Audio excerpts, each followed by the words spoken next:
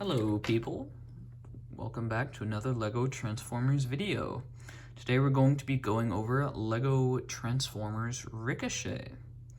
Ricochet is a target master, which means he transforms into a weapon, primarily guns most of the time. He is obviously very, very large compared to my Transformers that are designed to wield them. Here he is compared next to Shrapnel. He does have a handle with the standard bar that connects to the clip pieces that I use in all of my Transformers hands. Speaking of which, here is Shrapnel again. If I just clip that in, you can see he can hold it fairly well. That's the same pose Shrapnel's in for the thumbnail, if you remember that. Just disconnect that. Whoops. But I was just making a smaller video in between my larger projects to prevent the YouTube algorithm banishing me to the Shadow Realm again.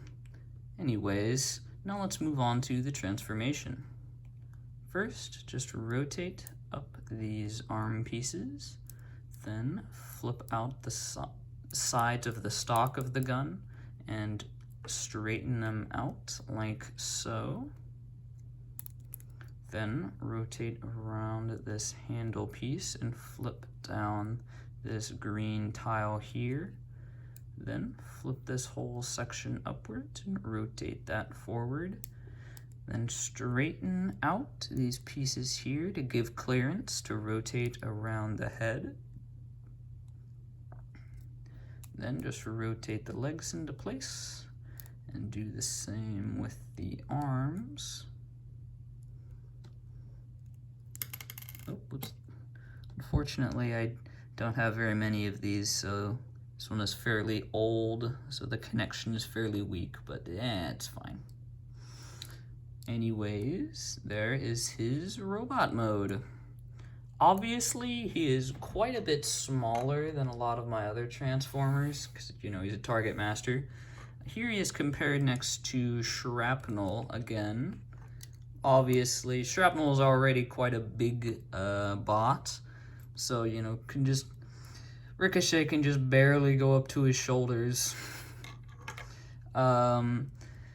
He does lack a visor, which I typically give my builds, but I felt it kind of detracted from the weapon mode a lot. I don't know, I think just the sleek black looks a lot better, but I mean, you can tell me if you would prefer with a visor in the comments. He does have some fairly decent articulation for a Transformer of his size.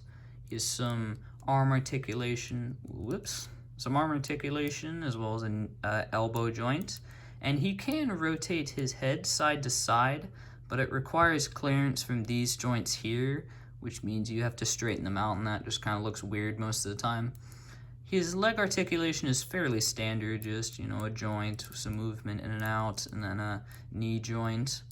You can also rotate this bottom waist piece, but there's a lot of friction, and it also means you can't rotate these bits, or the leg, hip joints in order to provide clearance. So most of the times I just keep the hip and head on straight. Anyways, this was one brick at a time, and thank you for watching. Bye!